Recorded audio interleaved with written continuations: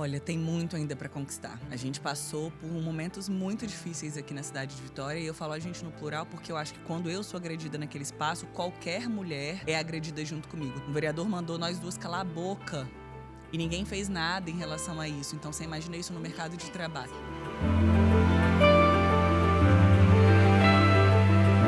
Que alegria ter você aqui para mais um episódio de Autonomia. E eu sei que vocês devem ter notado que o cenário mudou bastante, mas isso é porque eu estou de recesso. A gente nunca para de trabalhar. Aqui na cidade de Vitória, a cidade dos meus pais, a cidade que eu nasci.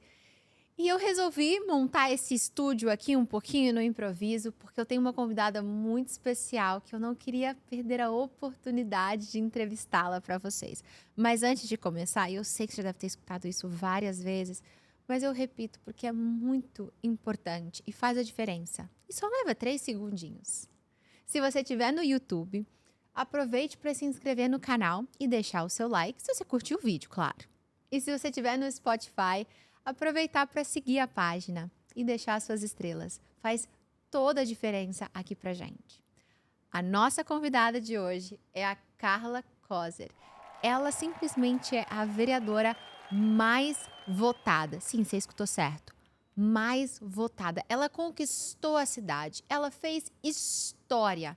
Começou a campanha com 29 anos e já ganhou de primeira. Está no seu segundo mandato. Está transformando tudo. E eu simplesmente quero saber todas as estratégias dela de sucesso. Sucesso na comunicação, sucesso em campanha, sucesso em se conectar com públicos diferentes, criar comunidade.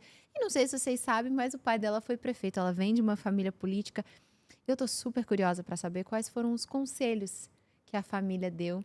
E também deve acontecer tanta coisa nos bastidores de política que ela prometeu contar algumas histórias. Fique aí, que esse episódio tá só começando. Carla, seja muito, muito bem-vinda ao nosso episódio de Autonomia. É uma honra ter você aqui. Você é uma inspiração para mim. Eu tenho certeza que você vai inspirar milhares, centenas de milhares de mulheres por todo o Brasil. Mia, obrigada pelo convite. Para mim é uma honra estar aqui sentada com você, nossa Miss eterna, maravilhosa, minha amiga, inclusive. Então, que a gente consiga conversar muito com as mulheres que estão participando desse momento, suas assíduas telespectadoras, e que a gente consiga conversar com as mulheres e transformar a vida delas. Eu acho que esse é o nosso objetivo. Eu já quero convidar quem estiver assistindo para prestar atenção no sapato dela, porque ela cumpriu com o dever de casa. A gente sempre fala que é para todo mundo se sentir em casa, como se estivesse na sala da minha casa, escutando, participando desse bate-papo. E estamos aqui com pantufa em Vitória. Carla, você me fez lembrar da Fernanda Torres. Vou te dizer, parabéns, Fernanda Torres, aí, pelo Globo de Ouro. Psicólogos dizem muito que diga com quem tu andas e direi quem tu és. Ali as pessoas que a gente mais passa tempo, elas influenciam a nossa visão de mundo. E muita gente está falando como ter nascido filha de Fernanda Montenegro, tendo visto a mãe ir para os Estados Unidos, também ser nomeada ao Oscar, ao Globo de Ouro, ajudou ela a acreditar que isso é possível. Então, enquanto muitos estavam falando assim, qual que é a coincidência, qual é a probabilidade da filha também ser nomeada, na verdade, muito grande. Como que ter nascido na família que você nasceu, ter visto seu pai ser deputado estadual, federal, ser prefeito, como é que isso te influenciou a entrar para a política, acreditar no seu potencial? Teve influência ou não? Com certeza. Eu falo assim, as pessoas hoje usam muito essa palavra de nepo babies, né? Mas eu acho que, de um lado positivo, é muito comum que as pessoas sigam as profissões dos seus pais nas mais diversas áreas. Na política não é diferente, apesar de que no campo que eu tô, mais à esquerda, né, as pessoas têm até um pouco de preconceito com isso. Mas eu sempre fui uma pessoa muito apaixonada pelo meu pai, principalmente pelo trabalho que ele fazia. Ele foi deputado 2 vezes estadual, 2 vezes deputado federal, tentou o Senado, não ganhou, foi prefeito de Vitória. E exatamente nessa época que ele foi prefeito, eu estava naquele período da adolescência, de formação de personalidade, todas essas questões. E eu vi como que o trabalho dele conseguia influenciar a vida de tantas pessoas. na faculdade, fiz Direito, aqui na Universidade Federal do Espírito Santo, e eu negava de pé junto que seria candidata a qualquer coisa. Mas sempre era líder de turma, sempre era representante, sempre era organizadora dos babados que aconteciam assim. E aí eu tinha essa veia de comunicação, de conversar com as pessoas, de acabar liderando em determinados momentos. E meu pai era a minha grande influência nesse sentido. Então, ver o trabalho dele, estar nos espaços políticos, participar da vida partidária, me fez chegar à conclusão, naquele ano de 2020, que eu queria me colocar à disposição da cidade de Vitória para ser candidata a vereadora. E aí foi um processo de construção, de estudo também, né, para chegar nesse espaço. Diferente do meu pai, que foi uma liderança de movimento social, né, foi sindicalista, presidente da CUT e tudo mais.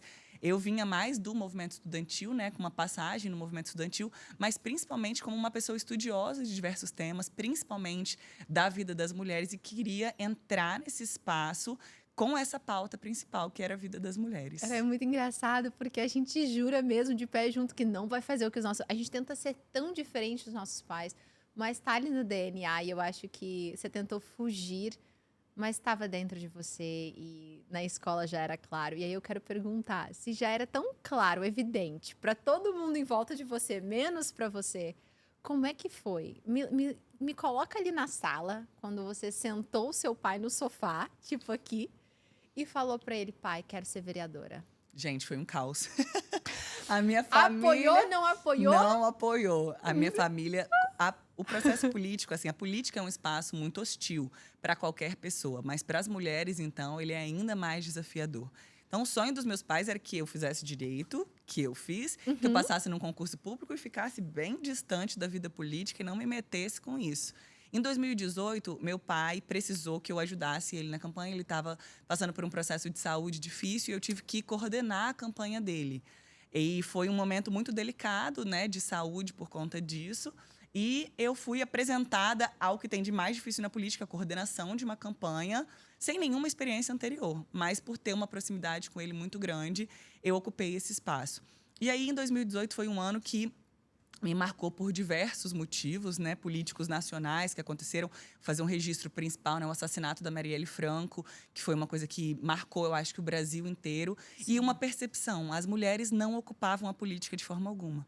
Elas estavam nas reuniões da Associação de Moradores, elas estavam nos espaços, elas coordenavam campanhas, mas elas raramente eram o rosto daquele projeto político. Às vezes, elas eram mais qualificadas que os próprios candidatos, mas elas nunca eram a liderança principal. E aquilo começou a me incomodar.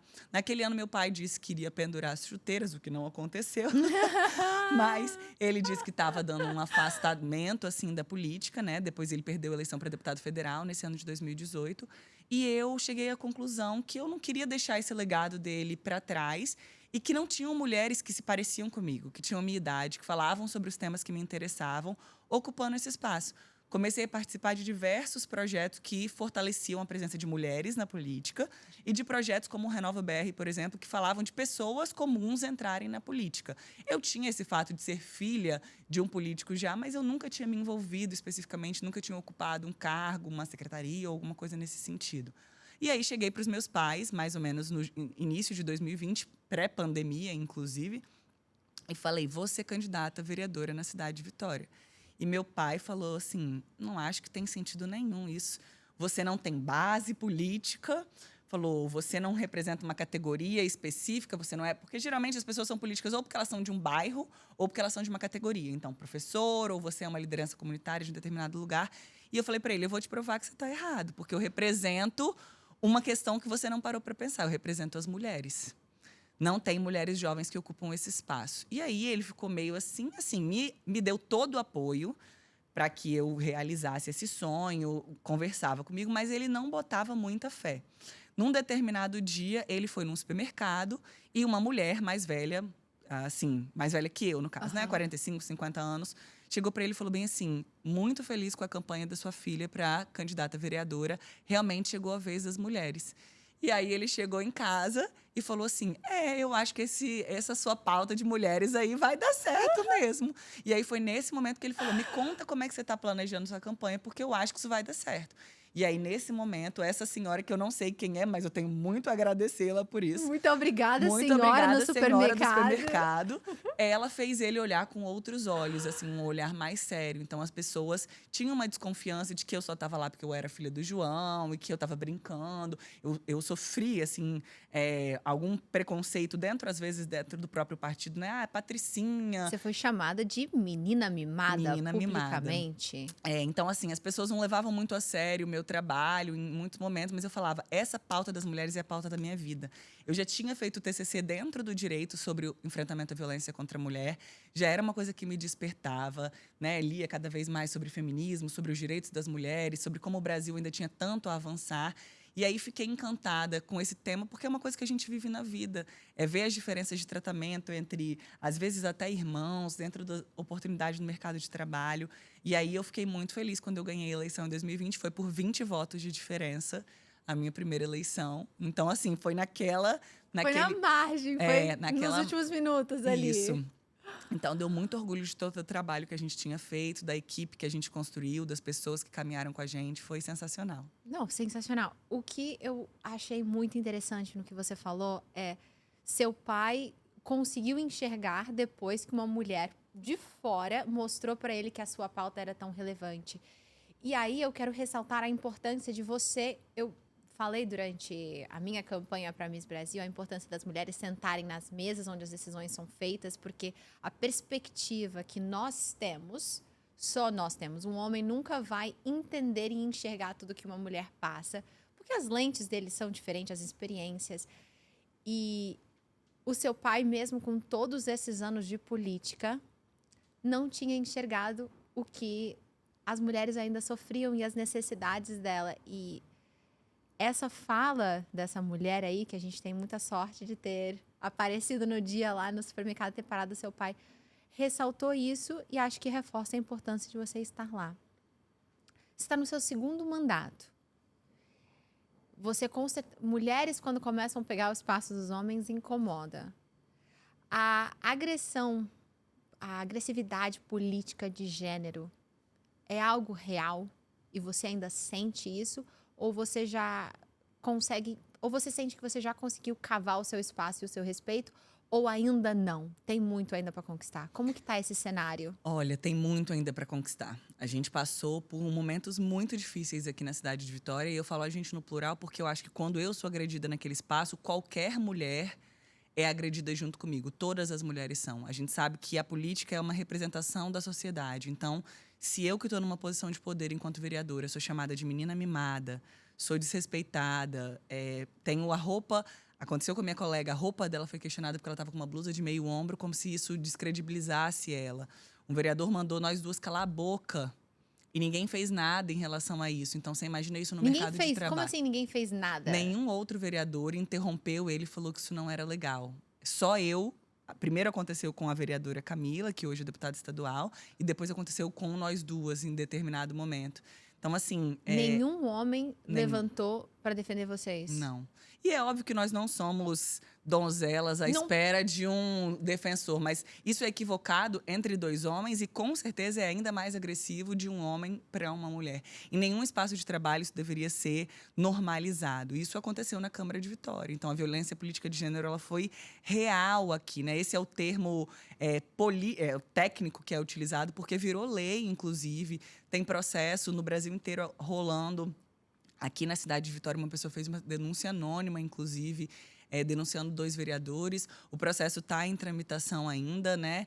Com relação a mim, a gente está acompanhando aí as decisões, porque ainda que a justiça tenha uma avaliação diferente da nossa, a sociedade viu. Sim. Não é adequado alguém chamar uma vereadora de menina mimada. Um vereador levou uma mamadeira e uma chupeta para a tribuna da Câmara, que é onde a gente faz os discursos, né, lá onde fica o microfone, e disse que eu não sabia perder, que era para eu chorar em casa e que por isso ele tinha levado.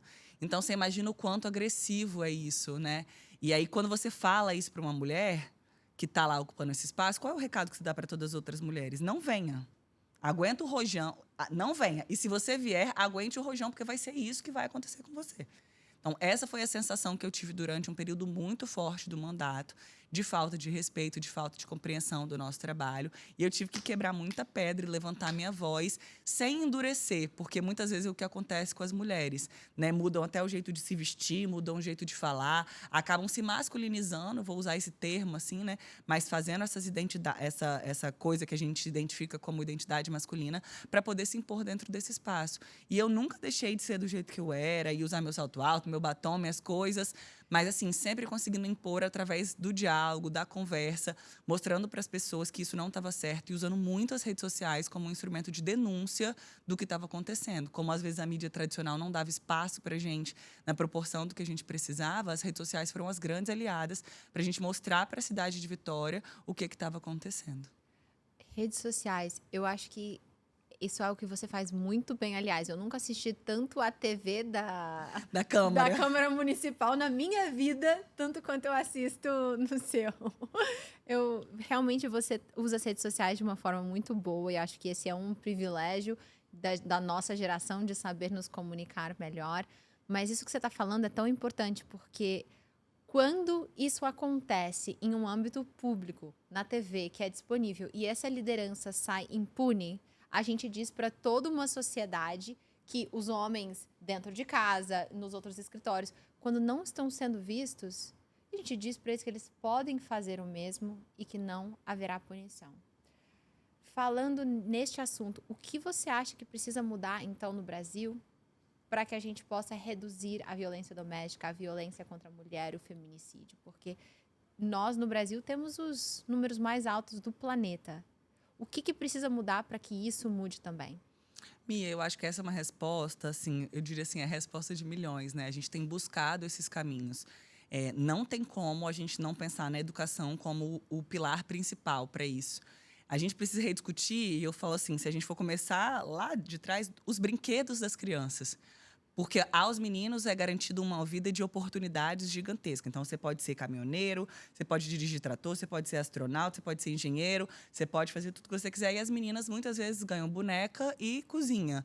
E é só isso que a mulher pode ser. Por que os nossos brinquedos não têm mais possibilidades para as nossas meninas? Então, eu tenho falado isso. Se eu pudesse voltar para a faculdade, eu estudaria a dinâmica dos brinquedos das crianças. Porque aos homens é dada essa possibilidade imensa de sonhos e de espaços, e as meninas, muitas vezes, é relegado esse único espaço de cuidado, que é o cuidado doméstico ou o cuidado com as crianças. Por que os meninos não brincam com as bonecas também para aprenderem a ser bons pais, a dividirem essas tarefas? E por que as meninas não podem sonhar também ser astronautas, engenheiras e dirigir trator, e enfim?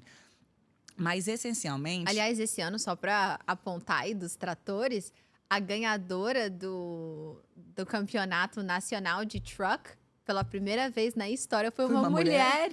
A Bia, maravilhosa. Sensacional. Uma grande amiga minha. Ela só... Você falou não, essa história eu nem conhecia, mas vamos dar parabéns pra Bia, então. Aí, porque nós queremos mulheres fazendo tudo o que elas quiserem. As mulheres estão arrasando esse ano. A gente teve medalha de ouro, a gente teve Globo de Ouro, a gente teve a Bia no truck. Sensacional. E aí a gente pode, é isso. As mulheres podem ocupar todos esses espaços. Então, eu sempre começo falando da divisão das tarefas domésticas, porque eu acho que isso limita as mulheres a acessarem muitos espaços. E nós precisamos dos homens. Essa não é uma luta de mulheres contra homens. É muito importante a gente falar isso.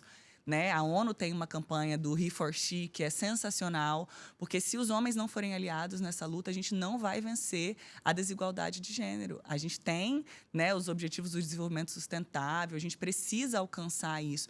Então, nós precisamos de uma compreensão que, quando as mulheres não ocupam os espaços, a gente está falando de dinheiro que deixa de entrar na economia. Quando a gente está falando de violência contra a mulher, a gente está falando de mulher que deixa de trabalhar, de meninas que deixam de estudar, que se desqualificam para entrar no mercado de trabalho. A gente está falando de diversos efeitos sociais e econômicos que a violência contra a mulher gera. Então, nós precisamos nos reformular enquanto sociedade. A lógica machista que impera ainda, né, há muitos anos, que garantiu, às vezes, até no Código Civil, né, que tinha essa questão da legítima defesa da honra, né, quando tinha traição, da dificuldade das mulheres se separarem. As mulheres não votam, não têm 100 anos no Brasil. Então, nós temos um caminho gigantesco a percorrer, e uma das pautas principais que eu defendo levando em consideração esse espaço que eu estou e a experiência que eu tive e o estudo que eu tenho feito da política, é que nós precisamos de reserva de cadeiras, Mia, para mulheres no parlamento. Infelizmente, as cotas, da maneira como elas estão hoje, né, que garante que você tem que ter 30% de candidatas mulheres, não garante que as mulheres cheguem lá. Hoje a gente está chegando nas câmaras de vereadores em 18% de vereadoras. Na Câmara dos Deputados, em 20% de deputadas e senadoras. Eu acho que é um pouco menos, na verdade. O banheiro do Senado feminino é de 2016. Não tinha um banheiro para mulheres, porque não tinham mulheres senadoras. Né? Lembra até do filme do Estrelas Além do Tempo, que mostra, né, essa questão racial, Sim. que é um recorte. Né? Não tinha banheiro lá e a mulher tinha que sair andando. E se a gente falar das mulheres negras, então, o recorte é menor ainda. Mulheres negras são 2 ou 3% das políticas no Brasil. Então, a gente precisa avançar demais. E hoje a gente precisaria de uma reserva de cadeiras. As mulheres são 53% da população brasileira. E a gente não consegue. Representa 20% E a gente não da consegue liderança. chegar lá. Então, é muito difícil. É verdade, mulheres não votam em mulheres. Mas por quê? Porque muitas vezes nós somos ensinadas a competir entre si, a desconfiar das mulheres, enquanto os homens se juntam e se aliam para determinadas lutas. E as mulheres não. São, muitas vezes, as primeiras a atacar. Mas isso é reprodução de um sistema ensinado pelas famílias, pelas mães, pelas avós, pelos pais também. Reprodução de o que você vê dentro de casa. Então, é um trabalho que tem que envolver as escolas, mas tem que envolver as igrejas, tem que envolver as famílias, tem que envolver toda a sociedade nessa lógica, né? Não pode deixar um líder religioso, que seja pastor ou que seja padre, dizer que a violência vai passar, só rezar. Não, meninas, tem que rezar sim, mas tem que denunciar, tem que ir para a polícia. Porque isso não é o que Deus quer para nós, com certeza, viver nesse relacionamento violento e abusivo. Então, assim, são muitos os desafios. A gente precisa estruturar as políticas públicas, ter melhores delegacias, pagar melhor os nossos profissionais da segurança pública. Enfim, é uma sequência de tarefas que a gente precisa dos nossos gestores em todos os níveis. Desde o governo federal, o governo estadual, até os prefeitos. E nós, vereadores, temos essa responsabilidade de fiscalização de tudo isso. Você começou falando que para mim chamou a atenção. Aliás, você tem uma comunicação incrível e eu quero depois puxar isso, porque eu não sei se veio da campanha, se foi uma preparação para a campanha, se foi depois você virou político ou se já era nato. Mas você falou sobre educação. E eu acho que tudo realmente começa na educação. E se a gente pensa em mudar o nosso país, tem que começar pela educação. Foi ali que eu comecei com os ODSs, tanto o meu trabalho como porta-voz. Você mencionou, né, o desenvolvimento sustentável. Meu trabalho com desenvolvimento sustentável, ele começou no ODS 4, que é educação de qualidade, porque eu acredito que a gente, sim, precisamos do assistencialismo, a gente precisa ajudar as pessoas hoje que estão passando dificuldade, mas se a gente quer uma mudança a longo prazo, a gente precisa olhar lá no que está enraizado dentro de cada um e preparar a população para que ela possa ser autossuficiente. E meu trabalho como porta-voz é educar as pessoas sobre o que é o desenvolvimento sustentável. Mas então, falando de educação, você teve uma educação maravilhosa, eu conheço muitas pessoas. Aliás, para quem não sabe, saindo aqui bem rapidamente, eu te conheci. Você estava no auge da sua campanha. Eu não sei se você lembra quando que a gente se conheceu, mas eu me lembro porque você me marcou muito. Eu tinha recém me mudado para o Brasil, era 2020. A gente estava já mais pro fim da pandemia. E meu primo de coração, ele fez um aniversário muito do Nelson. íntimo. Só entre os melhores amigos. E eu lembro que eu não conhecia ninguém. Você estava no auge da sua campanha em outubro, toda adesivada. E você é uma mulher alta, com cabelo cacheado, imagina, cheia de adesivos. E eu perdida, mal falava português. E você já chegou me dando um adesivo. Eu sou dessas, Mia. Eu não perco uma oportunidade.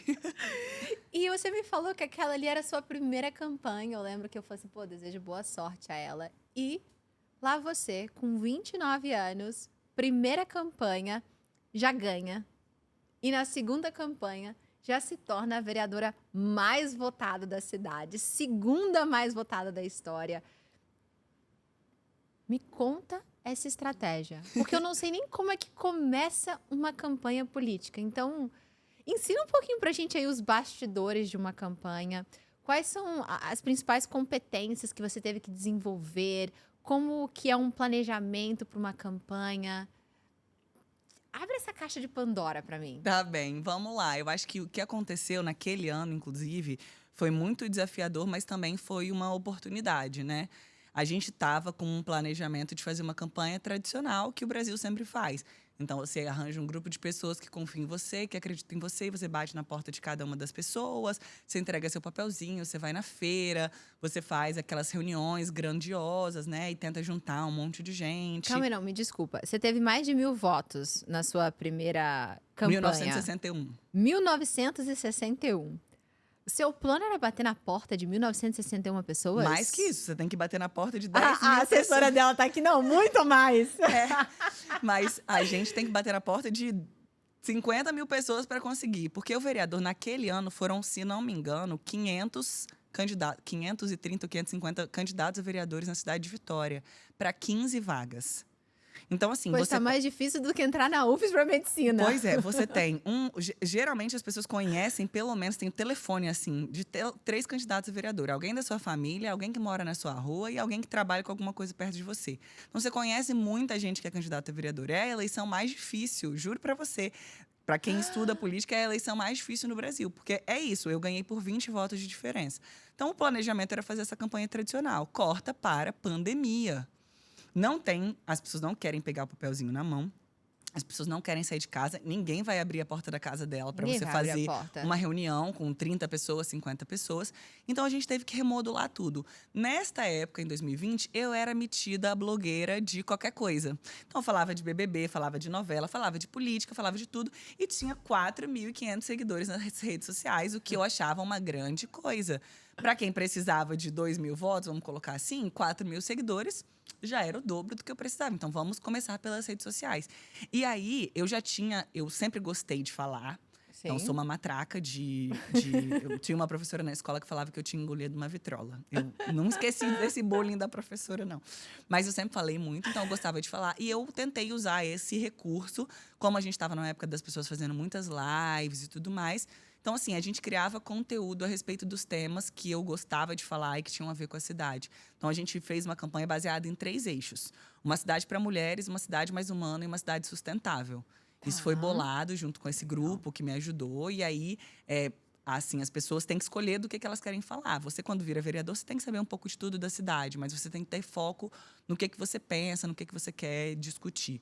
E aí, a partir desses 3 temas, a gente ia aprofundando. Então, acontecia uma coisa na cidade que tinha a ver com um desses 3 eixos. A gente aprofundava no assunto, criava um vídeo, criava um conteúdo, fazia um card e ia conversando com as pessoas.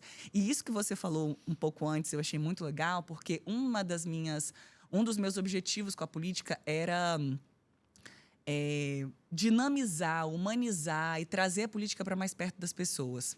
Porque as pessoas passaram por um tempo de ojeriza, de pavor de política e de político. Então, eu não me meto com isso, que isso é coisa de gente errada, é de gente que faz coisa errada. Então, não quero discutir. Eu falava, não, gente. A gente tem que discutir política. Mesmo se eu não concorde com tudo que você fala, a gente precisa ter capacidade de conseguir pensar diferente e discutir. Então, eu preciso que as pessoas, mesmo que elas discordem de mim, que elas entendam o que está acontecendo na cidade, que elas entendam meus posicionamentos. E, assim, nem quem vota em mim vai concordar com tudo que eu faço ou tudo que eu voto. É natural isso, entendeu? Então, um dos meus objetivos era deixar a política mais acessível às pessoas. Não falar de um jeito que as pessoas conseguissem entender. Para que chamar o povo de Vossa Excelência e não sei o que lá, sendo que não tem nada a ver, ninguém fala assim no dia a dia. Vereadores são pessoas comuns representando os interesses das pessoas comuns naquele espaço. Tem algumas dinâmicas que, óbvio, a gente tem que usar uma roupa adequada, tem que colocar um terno e tudo mais, mas tem algumas dinâmicas que são, assim, exageradas. Distanciam Exatamente. o povo. E a pessoa não se sente nem à vontade de entrar naquele espaço, porque ela acha que não cabe ela lá. A Câmara de Vitória, as câmaras, elas são a casa do povo. É onde o povo tem que se sentir à vontade para estar e se sentir representado, de fato. Ele não pode se sentir distante. Então, essa estratégia de comunicação, de acordar e dar bom dia para as pessoas e falar o que vai ser votado na sessão e cortar o vídeo da sessão, isso era uma coisa que nenhum vereador fazia. Pouquíssimos, na verdade, faziam. Não vou dizer que eu fui a primeira, porque também não gosto desse negócio de... Não, tem gente eu vou te lá, falar assim, você foi a primeira pessoa... A primeira vez que eu assisti a TV da Câmara Municipal de Vitória foi através de você. Que bom. E assim, não foi na TV, foi através de você. E eu tenho várias pessoas que eu falam assisti assim... os cortes, igual eu assisti os cortes do BBB em 2020, isso. eu assisti os seus. Então, a gente tinha essa lógica. E aí, o que aconteceu? Algumas pessoas falavam assim, eu tô em casa no horário da sessão, eu ligo no YouTube, deixo passando, arrumo a casa, faço almoço. Nunca fiz isso. E fico assistindo a sessão. Então, isso aconteceu com algumas pessoas a partir do nosso mandato, porque elas ficaram interessadas em saber os debates que a gente estava tendo lá. Então, a gente avisava, olha, amanhã vai ter uma votação de um projeto importante, vai impactar a vida de vocês. Então, quem é da saúde assiste, quem é educação assiste. E aí, as pessoas começaram a se envolver na Câmara de Vitória. E aí, a gente tem que usar desses recursos de mídia para poder aproximar as pessoas nesse sentido. Então, foi uma iniciativa muito legal e a gente percebeu que a sociedade fica interessada nisso, inclusive. Quando eu fico um tempo, às vezes, sem postar, acontecer alguma coisa, né? Tipo, agora que a gente está no recesso, o povo fala, nossa, tô com saudade dos seus vídeos lá, arranjando confusão, não sei o quê. Aí eu falo, gente, vocês gostam do babado. Pode falar? Assim, né? Eu acho que o seu tempo como comentarista do BBB te ajudou. Pois é, e eu falava dessas coisas assim aleatórias. E o que é legal, hoje em dia eu não deixo de falar disso também. Óbvio que em uma quantidade menor, mas eu comento minhas coisas de novela, de Golden Globes. Eu tá obcecada com a Fernanda Torres, inclusive amei a comparação que você fez. Mas assim, porque a gente tem Mas que foi real, você me lembrou. Não, a gente tem que lembrar da pessoa por trás. O político não é esse ser iluminado e distante. É uma pessoa como você, que vai sair para jantar, que vai sair para se divertir, que vai fazer determinadas coisas. Então, assim, a estratégia para montar a campanha foi isso. No Renova, eles usam essa frase, né? Pessoas comuns que querem fazer política fora do comum. Então, eu acho isso muito legal. E o Partido dos Trabalhadores, que é o partido que eu faço parte, né? Ele incentiva muito a gente a fazer política desse jeito, muito próximo das pessoas. Tendo esses comitês populares, tendo essa aproximação, fazendo núcleos de bairros. Então, a gente está tentando resgatar isso. É resgatar no brasileiro em si essa paixão por política. Política não é uma coisa que deve fazer a gente se afastar. Ainda que as pessoas pensem de maneira diferente, eu torço. E meu sonho era que todo mundo tivesse um partido político. Não necessariamente o meu. Eu sempre falo, quem quiser se filiar ao Partido dos Trabalhadores será muito bem-vindo. Mas que as pessoas participassem da política. A política decide tanta coisa importante na nossa vida. E quando a gente decide não se envolver, quem decide por nós, depois a gente não pode reclamar. Então, as pessoas precisam. A política faz parte do nosso dia a dia. A política não é uma coisa ruim. A política é uma coisa boa, importante, que transforma a vida das pessoas, mas que quando a gente deixa ela para lá, às vezes as pessoas não com as melhores intenções tomam conta desse espaço. Então, é reivindicar, sabe? Quando as pessoas usam a frase, né, de Martin Luther King, é o silêncio dos bons. Os bons não podem ficar em silêncio. A gente tem que ocupar esse espaço, assim. Que frase linda. Tentar, repete, né? Ela, eu adoro. O que me preocupa não é a voz dos ruins, é o silêncio dos bons. Eu não vou saber a quote certinho aqui agora, a referência, mas é mais ou menos isso. E eu acho que ela é atribuída a Martin Luther King, eu tenho quase certeza. Mas se não for, também me desculpem. Não somos o Google. Mas aí eu quero então pegar. Essa foi a estratégia da primeira campanha. Tenho certeza que você teve vários aprendizados. Você notou algumas coisas que deram muito certo e outras que você falou assim, a próxima vez faço diferente. Qual foram esses aprendizados? O que deu muito certo? Acho que você mencionou que é ir para as redes sociais, que foi humanizar a sua comunicação, que foi não remover as tradições, mas fazer com que o povo se sentisse mais próximo de você. Você tornou a comunicação uma comunicação que mais pessoas poderiam entender, mais pessoas poderiam se sentir, que poderiam conversar com você, se aproximar, fazer parte. Você levou mais acesso através das redes sociais. Então, você foi muito sábia de usar a sua idade ao teu favor. Agora, o que não deu certo? Ou o que foi um aprendizado que você transformou nessa eleição? Porque você triplicou seus votos. Saiu de 1.961 votos para 7.256. Pois é. Como que você triplicou seus votos? Olha, eu acho que a gente percebeu que a rua alimenta as redes. Isso era uma coisa que, em um determinado momento, eu, do alto da minha sabedoria, né? Que a gente jovem, às vezes, também é muito petulante em algumas coisas, de eu sei o que eu estou fazendo. Então, eu escutava muito as pessoas, meu pai, que foi um grande guia nesse processo, e algumas outras lideranças do Partido dos Trabalhadores que foram, né, um amigo nosso, o Reinaldo Bolão, que foi presidente da Câmara, já eles falavam assim, não fica só nesse negócio de rede social, não fica só nesse negócio de rede social, que você tem que ir para a rua. E eu percebi que dosar isso de uma maneira adequada é muito importante, porque a rua alimenta as redes. Então, não adianta só você fazer um vídeo bom, pautar um tema. Se você não estiver lá para encostar na pessoa, para ver o problema com seus próprios olhos, para encostar naquela situação, as pessoas entendem o que você está fazendo, mas elas te dão muito mais crédito quando elas te veem. As pessoas querem encostar no político. E no vereador, então, que é o político mais perto, né, que vai estar para resolver a demanda assim, do buraco da rua da sua casa, do poste, da iluminação, dessas questões. Então, eu percebi que isso era tão importante quanto as redes sociais, que em um determinado momento eu achava que as redes sociais supririam isso. Então, eu acho que o meu mandato ele foi muito numa tentativa de equilibrar esses dois momentos. Carla na rua, né, que faz esse trabalho, que dialoga com as lideranças comunitárias, que vai estar dentro dos bairros, mas que leva essas informações para as redes sociais de uma maneira a popularizar isso, a transformar isso, porque tem um pedaço de Vitória que não tem noção dos desafios que nós temos na cidade de Vitória. A cidade de Vitória ela é majoritariamente muito bem organizada. Sim. Uma cidade limpa, uma cidade com poucos problemas. Mas os problemas que nós temos ainda são profundos e são muito desafiadores e caros de serem resolvidos. Dá alguns exemplos. Nós temos pessoas que não têm rede de esgoto na cidade de Vitória. Nós temos áreas que falta água na cidade de Vitória. Nós temos lugares na cidade de Vitória que o poste ainda é gato. Não é porque a pessoa quer fazer gato, é porque ela não tem fiação elétrica. E isso acontece no alto da nossa cidade, em regiões onde tem pouquíssimos votos e muitas vezes não é a prioridade de quem está à frente das gestões, porque aquilo não vai dar um retorno eleitoral, mas aquilo é necessário de ser resolvido.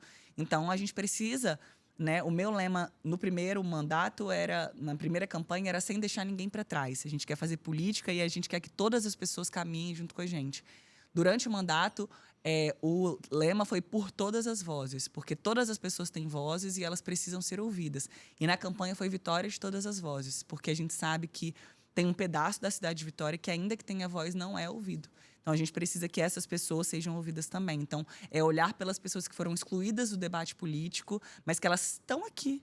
E nós precisamos conversar com elas e resolver esses problemas que são problemas sérios da nossa cidade, de segurança pública, de desenvolvimento urbano, grandiosos, que infelizmente tem gente que não sabe. Porque se você olha para a massa da cidade, para a parte, né, para a baixada, a gente diria assim, você vê que não tem tantos problemas. A cidade de Vitória é uma cidade linda, uma cidade maravilhosa, uma qualidade de vida espetacular. Eu falo, sem medo de errar, para mim é a cidade mais bonita do Brasil.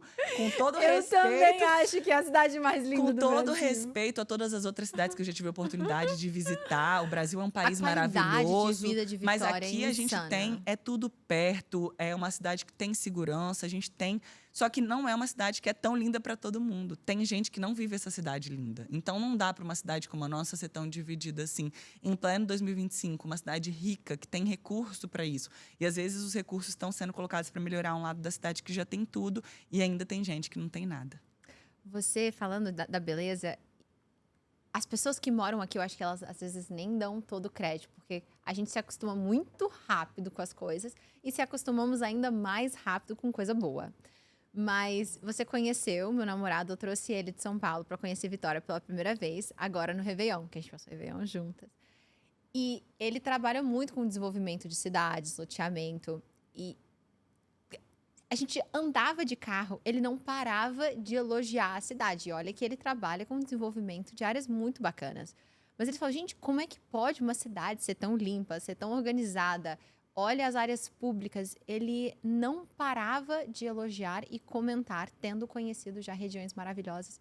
E ele falou assim, realmente, Vitória superou todas as minhas expectativas e foi muito gostoso escutar ele falar da cidade, porque eu vi que era genuíno, mas também me fez notar algo que eu já estava tirando como... Take for granted. Exatamente. Como é que fala take for granted não em português? Não existe essa tradução em português. É uma das poucas expressões que eu... Eu tava levando... Não, tava parando de apreciar. Mas então, eu queria muito aproveitar o que você falou, né? Que realmente ser vereador, ser vereadora é trabalhar pro povo. Você estava mencionando, né? Que queria que as pessoas se sentissem em casa na Câmara. Mas eu imagino que deve ter momentos também que você deve falar assim, talvez eu não queria que se sentisse tão em casa. Existe...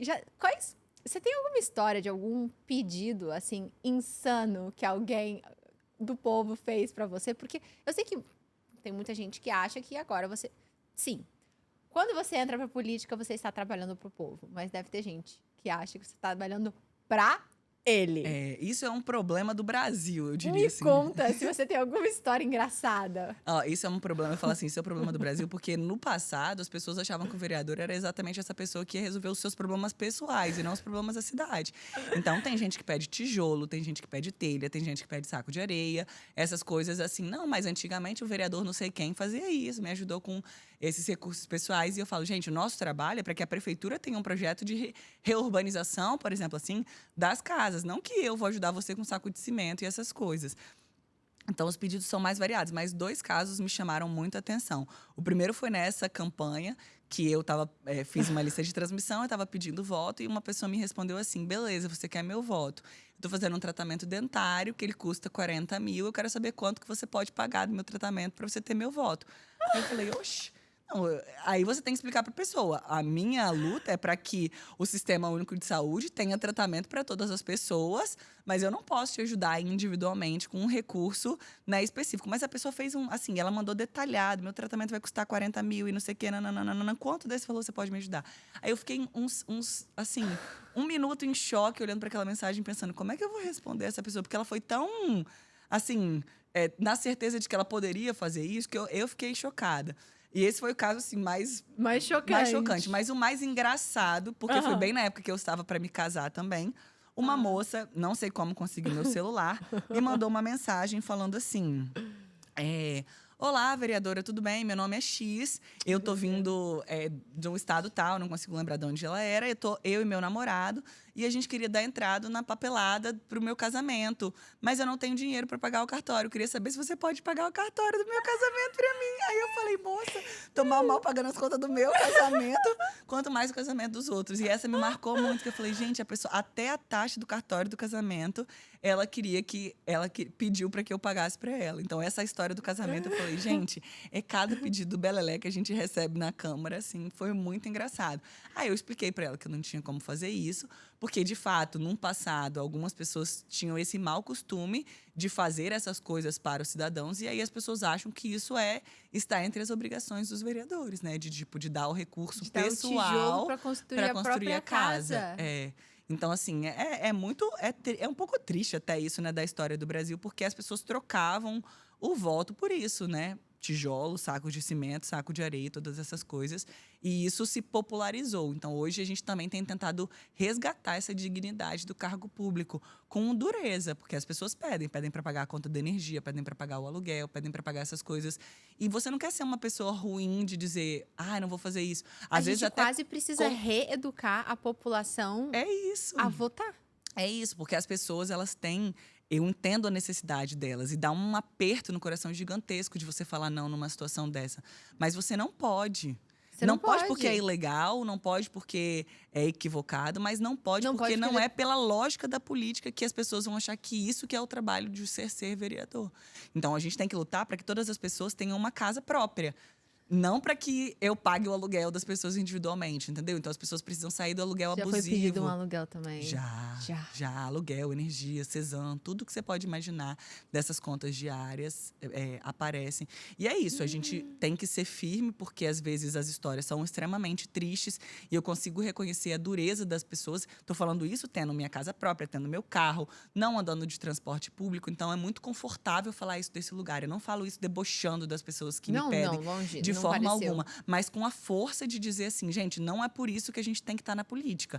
A gente tem que estar na política por uma questão estrutural.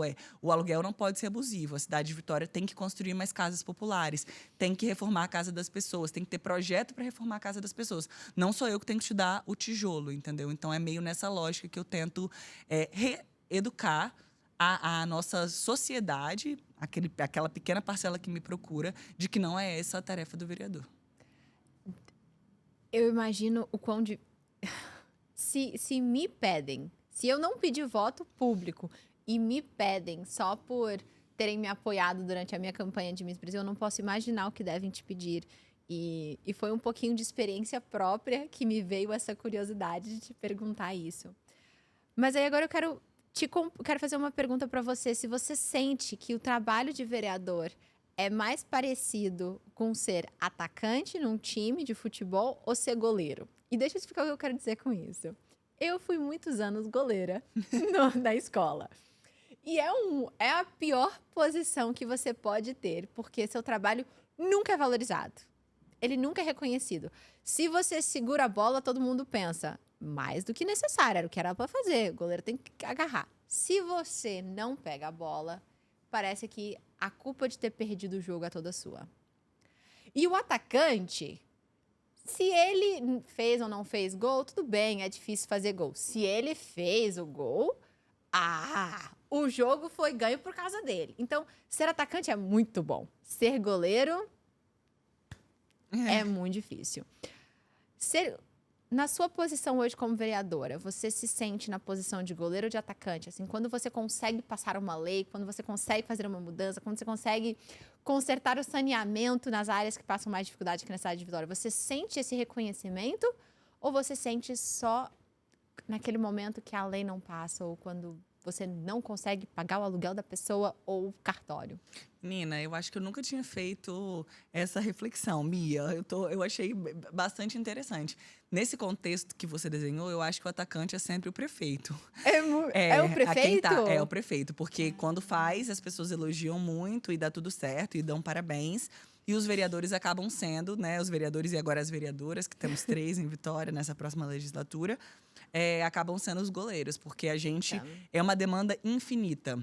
Se você não souber, inclusive, organizar seu dia a dia, é 24 horas por dia, 7 dias por semana, todas as semanas do ano. Obrigada por ter me respondido em 24 horas. Eu recebi mensagem no dia 24 de dezembro, às mais ou menos umas 9 horas da noite. Uma pessoa me mandou uma mensagem importante, inclusive, que eu não consegui ver na hora, porque, obviamente, eu não estava mexendo no celular, eu já estava, né, cuidando de outras coisas, estava com a família na ceia e tudo mais, e fui ver uns 2 dias depois das mensagens de Natal, porque a gente não dá conta de tudo. Então, o vereador, ele obrigada, parabéns pelo seu trabalho quando você fez o que de fato é o nosso trabalho, fiscalizar a Prefeitura de Vitória, fiscalizar o executivo, mas quando você não dá conta daquilo que as pessoas têm de expectativa, às vezes as pessoas são muito duras nas críticas. E é difícil você balançar isso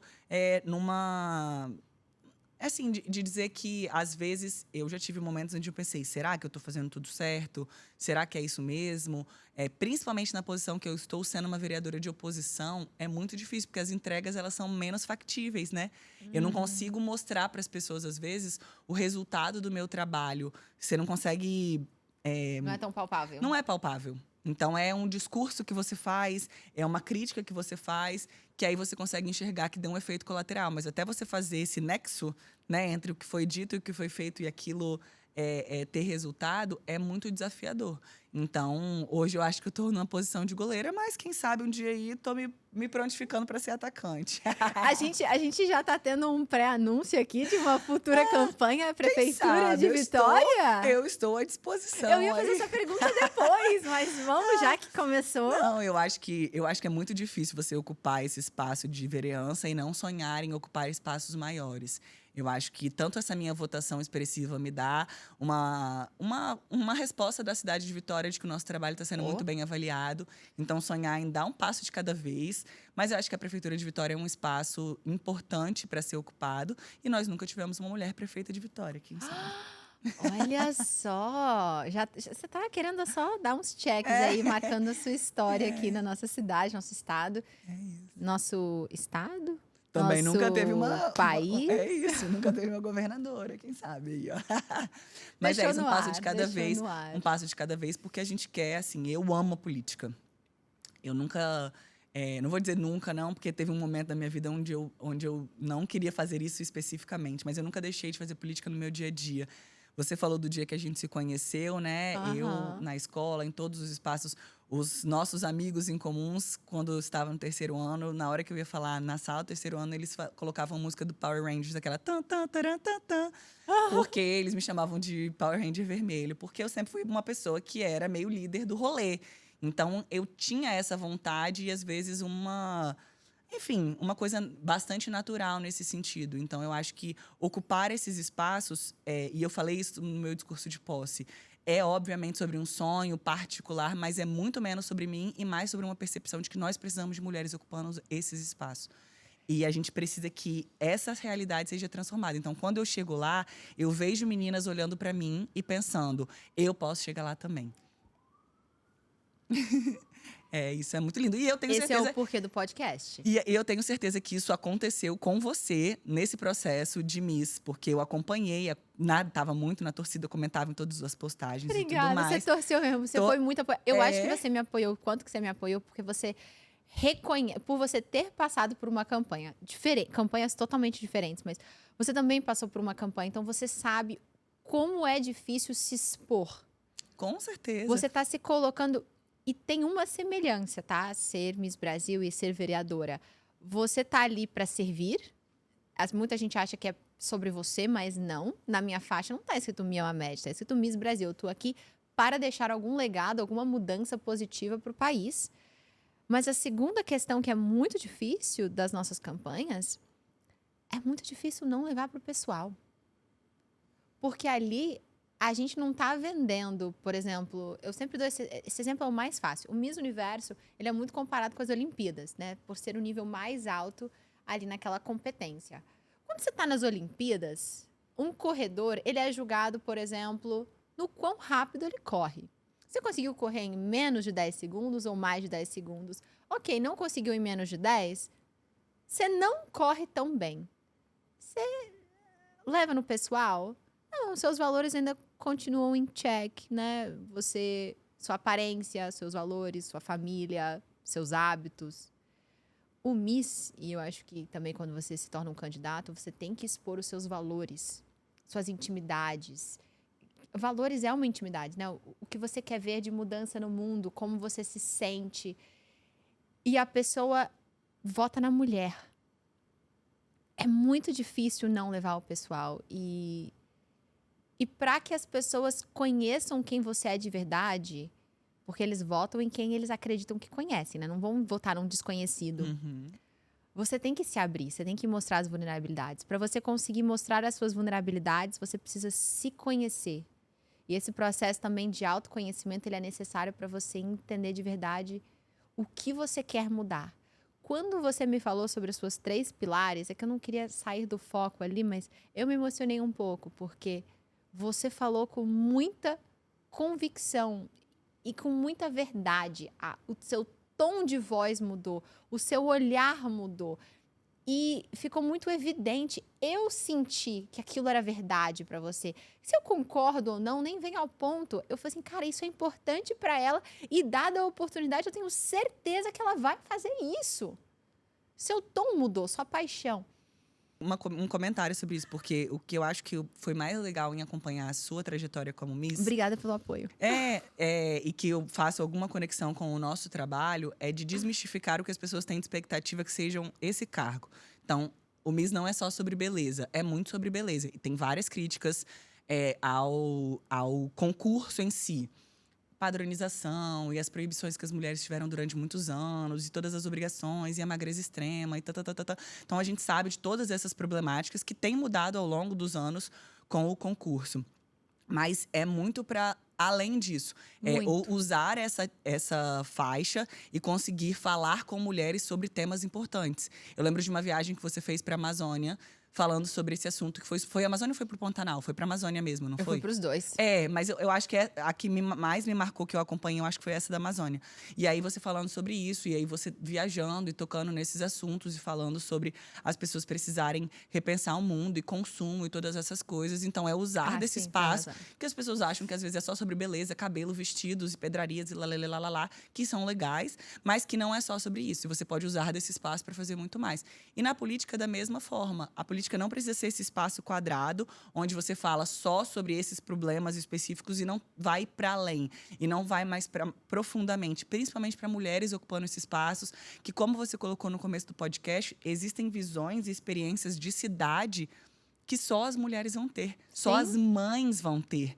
que é uma experiência que vai além do ser mulher. É a mulher que é mãe, que vai ter uma criança que vai andar junto com ela, que vai saber que o banheiro às vezes não funciona desse jeito, que o transporte não funciona desse jeito, que a cadeira não vai funcionar desse jeito. Então, você ter esse olhar dentro, às vezes, ainda que não seja pessoal, que você tenha na sua equipe pessoas capacitadas para trazer essas convicções. Então, eu acho que usar desses espaços que nós somos mulheres e conseguimos chegar, e não são todas que conseguem, para principalmente trazer mais mulheres e transformar a vida dessas mulheres, entendeu? Então, eu acho que essa capacidade de, tendo essa oportunidade, elevar outras mulheres junto com a gente. Eu acho que o Miss pode fazer isso e que na política a gente tem tentado fazer muito isso. Várias mulheres, né? A gente tem hoje a Erika Hilton, por exemplo, deputada federal, ícone da moda, fashionista lá, usando looks completamente icônicos, rompendo várias estruturas nesse sentido e fazendo da moda também uma forma de falar política, né? Usando artistas, né, brasileiros e tudo mais. Então, assim, muita coisa legal que pode ser feita a partir desse trabalho que a gente tem também, né? Do que a nossa imagem comunica e de todos esses aspectos. Quando você pede para uma criança, uma adolescente fechar o olho e fala assim, pensa num vereador na cidade, na sua cidade. Geralmente as pessoas vão pensar num homem de 50 anos ou mais, majoritariamente branco, e essa é a imagem do político no Brasil. Ninguém vai pensar numa menina de pantufa de flamingo, calça rosa, batom vermelho e coisa e tal. E esse cabelo cacheado, que eu elogiei você por isso. Eu falei, que bom que você não tentou entrar num padrão. Esse seu cabelo cacheado faz parte do meu objetivo de autonomia. Autonomia, quando eu comecei a minha jornada, agora eu lembrei a vertente que eu fui e me emocionei. Quando eu comecei a minha jornada, eu lembro, eu saí antes da jornada Miss, tá? Quando eu saí da faculdade, eu tive um coach de carreira. E ela pediu para eu fazer uma lista de pessoas quem eu me inspirava. E a minha lista era majoritariamente homens. E eu vi que os exemplos que eu tinha, os exemplos que eram dados pra gente, os exemplos que estavam nas capas das revistas Forbes, que estavam nos palcos, que estavam nos jornais, eram sempre homens. Então, o projeto Autonomia, ele vem disso, de trazer mulheres para que outras mulheres possam se ver nelas, que outras mulheres possam acreditar nelas. E você falou o exemplo mais perfeito. Se você vira para uma criança e pede para fechar o olho e pensar no vereador, ela vai ver todas as características. E aí, do nada, chega você com esse cabelo cacheado que representa a mulher brasileira. Ô, Mia, e deixa eu contar uma história, então, porque aconteceu recentemente, tem tudo a ver com isso. No dia da posse, a gente estava saindo, né? Então, você tem 21 vereadores agora na cidade de Vitória, foram eleitas 3 mulheres. Sensacional, aumentamos, é um número histórico aqui para a cidade de Vitória já. E aí, na saída, tinham várias crianças, né, que estavam acompanhando um vereador que foi eleito aqui da cidade. E quando eu coloquei um terninho vermelho, porque, né, é uma cor do meu partido e eu queria fazer essa marca. E estava maquiada, fui ao salão, né, coloquei um salto alto todo brilhoso lá, estava todo emprequetado, que eu sou dessas também. Adorei. E aí, na hora que eu cheguei, elas vieram correndo, me deram um abraço, falaram, tia, você tá linda, e não sei o quê, nananã. Aí eu fiquei super feliz e agachei para conversar com elas. E uma delas, e a gente deu a sorte da nossa assessoria estar filmando na hora, e ela falou, tia, meu cabelo é igual ao seu. E aquilo, meu mundo, assim, parou naquele momento. Porque foi muito sobre isso quando a gente fala de representatividade. Daquela menina olhar para aquele espaço e pensar, olha, tem uma mulher com um cabelo igual ao meu que chegou até lá. Então eu posso também. Parece uma bobeira. Não é bobeira? Para algumas pessoas parece uma bobeira. Eu tive dificuldade durante a minha infância de ter referências de cabelo cacheado. A minha grande sorte foi que no momento que eu mais quis alisar meu cabelo, minha mãe foi turrona e não deixou de forma alguma, porque ela achava meu cabelo lindo. Mas aquela fase dos 10 aos 14 anos, que o cabelo, né, gente, não sabe para onde ele tá querendo ir, aí ele fica daquele tamanho, e ele tava enrolando mais, ele era meio ondulado, aí foi ficando mais cacheado, hormônio para tudo que é lado, e cresce nariz, aparece espinha, aquela coisa. E eu queria muito alisar, todo mundo tinha cabelo liso, e o meu cabelo tava daquele jeito. E minha mãe falava, não vai alisar, calma, calma, calma, e não deixava eu alisar. Uma vez ou outra deixava eu fazer uma escova no cabelo, mas nunca deixou eu fazer nenhum tratamento permanente. E hoje, assim, eu amo o meu cabelo, ele é minha super marca registrada. E eu vejo outras meninas, eu vi isso na minha família. Então, de uma família de mulheres que tinham as mães todas de cabelo alisado, as minhas primas usam cabelo cacheado já.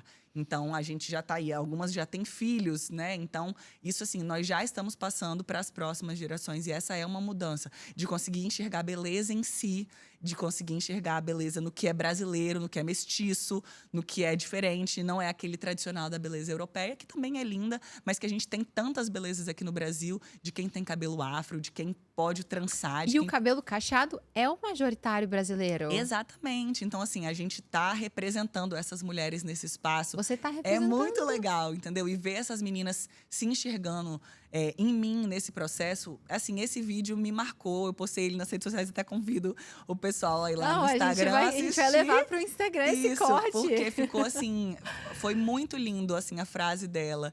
Meu cabelo é igual ao seu. Aí eu falei, cara, isso, sabe? Valeu. Poderia não ter feito discurso nenhum, não podia ter não recebido nenhum abraço. Essa frase valeu tudo do que a gente tá fazendo.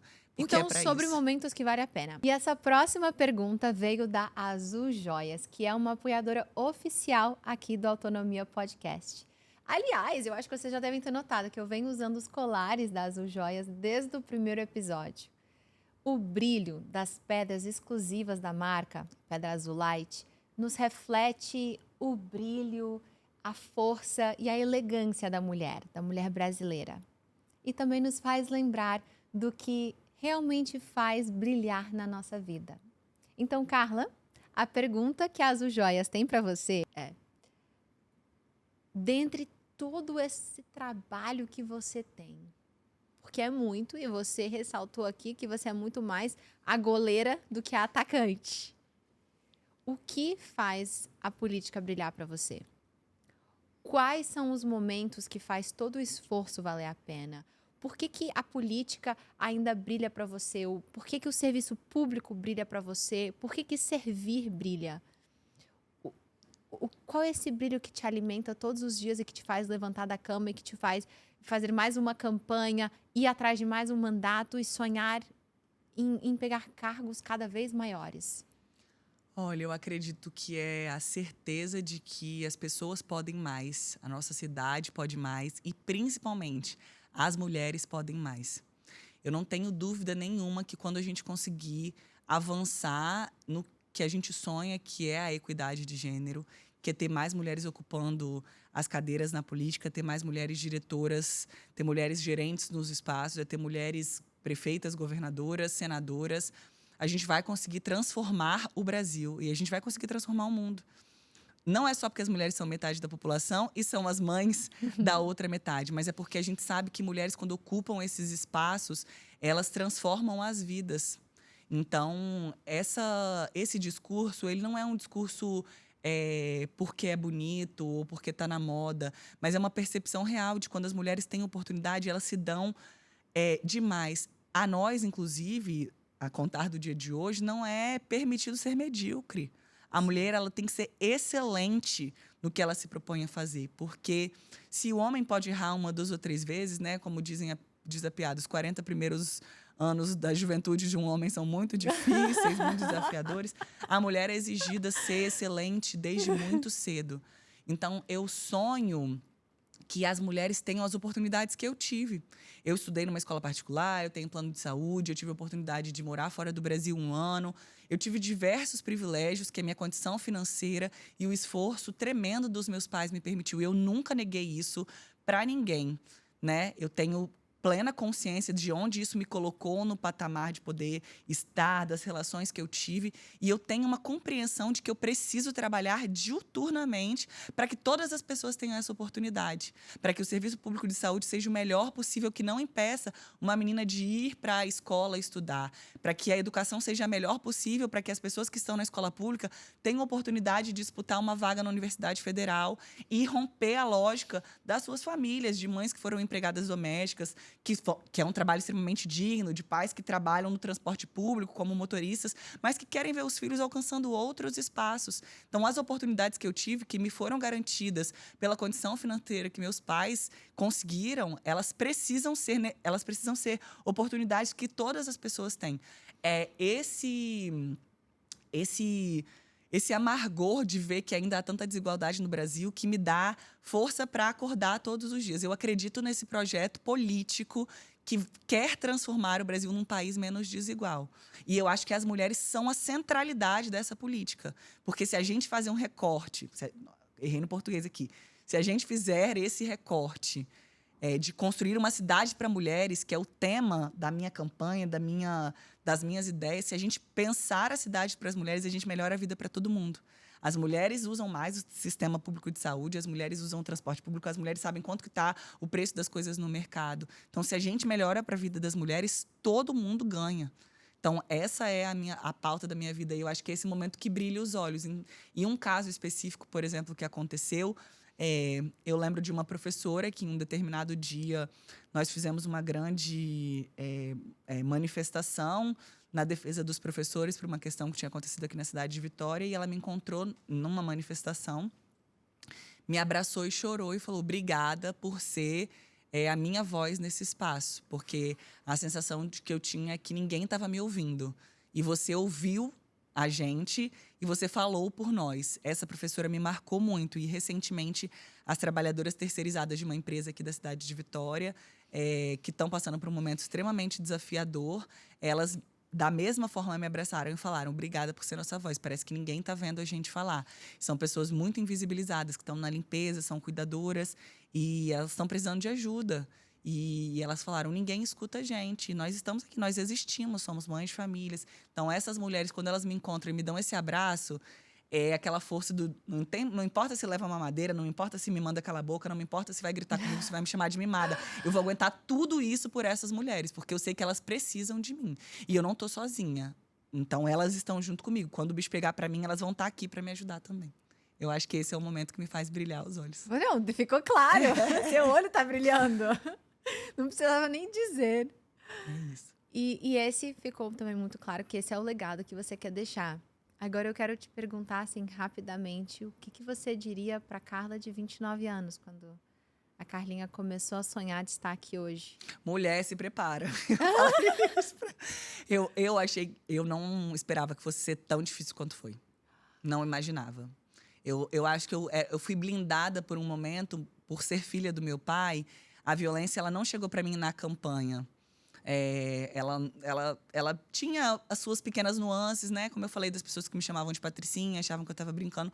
Mas eram coisas muito pequenas, perto do que foi os 4 anos de mandato e ter que me reafirmar. Uma coisa que acontecia muito, Mia... Muita gente, às vezes, acha, né? Que, pô, privilegiada, foi eleita por causa... Mas não sabe pai, que tem... Existe a palavra deslégio? Tipo, o oposto de privilégio?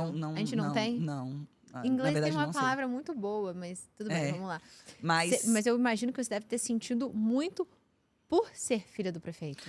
Eu acho que assim, isso pesou, porque eles atacavam o meu pai para me atacar. De uma certa forma, isso é extremamente difícil. Mas eu acho que o ponto principal foi que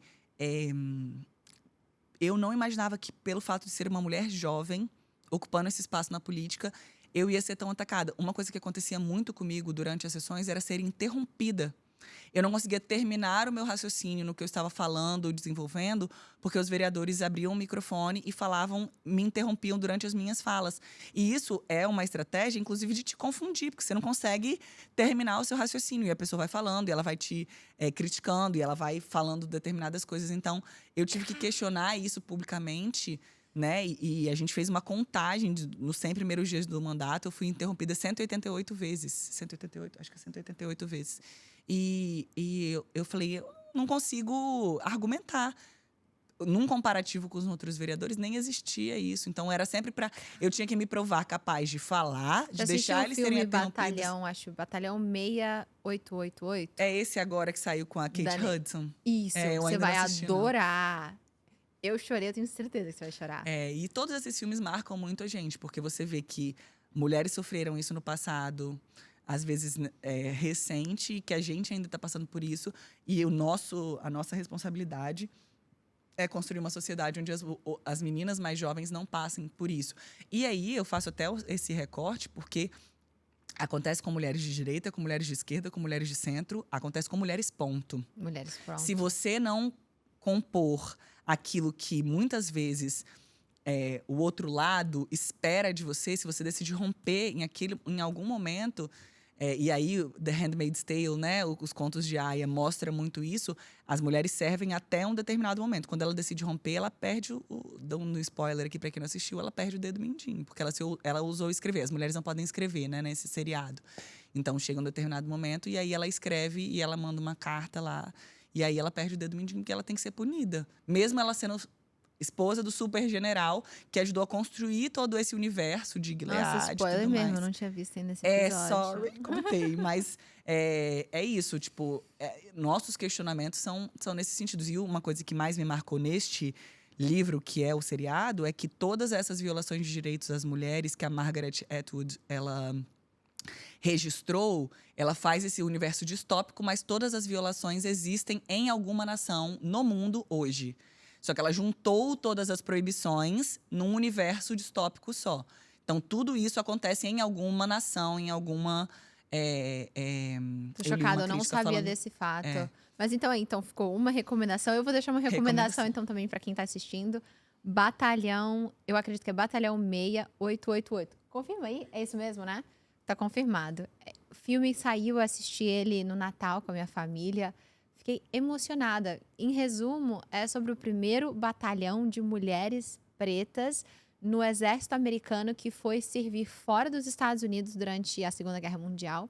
E uma frase que foi muito forte, eu vou parafrasear, mas a chefe ali do batalhão, ela fala: nós não podemos só ser boas ou fazer o que é esperado, a gente tem que superar as expectativas porque somos mulheres, e no caso delas, mulheres negras. Pretas. Inclusive, eu falei Kate Hudson, não, é a Kerry Washington. Isso, Kerry Washington. Eu errei o nome da atriz. Da Scandal, exato. Corrigido já. Não, você falou, eu fiquei… É a Kerry Então vamos lá, só pra fechar, então, são 3 perguntas rápidas. A primeira é, uma frase que você carrega com você. É a do Martin Luther King ou tem outra? Não, eu acho que a nossa frase e a minha frase mais repetida é: a política é a ferramenta de transformação da vida das pessoas. Por isso, acreditem na política. Excelente. A segunda. Um livro que você recomenda. Tipo, um livro que transformou sua vida. Ai, nossa, eu sou uma pessoa mais do audiovisual do que dos livros. Eu Pode tenho um mandar pouco um de audiovisual, vergonha então. do que isso. Mas eu vou falar… Mudou minha vida? É muito, muito forte isso. Mas eu posso dar uma recomendação de uma série, então, que eu tô amando? Porque um livro que mudou minha vida, eu não vou conseguir responder. Eu estou adorando As Leis de Lydia Poet, que contam a história da primeira advogada italiana. E como ela deu uma dobrada no sistema para ela conseguir ser advogada, o que era impossível para as mulheres naquela época. Então, tem tudo a ver com o meu trabalho, tem tudo a ver com o que eu acredito. Então, recomendo, é da Netflix. Fica aí a inspiração. E a última é uma pessoa que você agradece. Deus, eu acho que em primeiro lugar. Mas a minha avó. Eu falo muito sobre ela sempre, porque minha avó é uma mulher negra, foi empregada doméstica durante a vida dela, maior parte, teve 9 filhos, criou eles de uma maneira extremamente desafiadora e passou por muitos os desafios. Então, quando eu penso na política que eu faço e nas vidas que eu quero transformar, eu penso sempre que a vida dela não precisava ter sido tão dura. Então, é nela que eu penso, quando eu penso nas políticas que precisam ser feitas. É para que a vida de mulheres como ela não seja tão dura. Então, ela é minha grande inspiração, foi para quem eu dediquei meu TCC, é para quem eu faço política no dia a dia. E é a minha eleitora mais indignada, porque depois que eu virei vereadora, eu visito ela muito pouco. Vó, desculpa, te amo. Mas ela fica brava, porque eu vou pouco lá. Mas ela sabe que é por um bom motivo. Obrigada, vó, aí, por toda a inspiração. Mas mais que tudo, obrigada a todo mundo que assistiu, ficou aqui até o fim. Mais que tudo, obrigada, Carla, por você ter colocado essa horinha aqui com a gente na sua agenda. Obrigada por tudo que você está fazendo pela cidade de Vitória. Obrigada por você ter acompanhado e me apoiado na minha campanha. E obrigada por ser uma grande inspiração para mim e para milhares, centenas de mulheres aí. Obrigada, Mia. Quero te dar parabéns pelo seu trabalho, que você continue iluminando a vida das pessoas, não só através do podcast, através da autonomia, através da sua presença nos espaços. Eu acho que nós temos muitas oportunidades de ajudar outras mulheres a crescer, e esse tem que ser o nosso objetivo principal, independente de onde a gente esteja. Então, eu te desejo todo o sucesso. Obrigada pela oportunidade de estar aqui conversando com toda a sua audiência maravilhosa, e que a gente tenha a oportunidade de sempre trazer mulheres para esses espaços, fortalecer as mulheres e crescer juntas, porque é assim que a gente vai transformar o estado a cidade de Vitória, o estado do Espírito Santo, Brasil e o mundo. E quero que você venha, volte no meu sofá, onde quer que ele esteja, quando você ganhar como prefeita de Vitória. Tá combinado, então. É isso. Obrigada.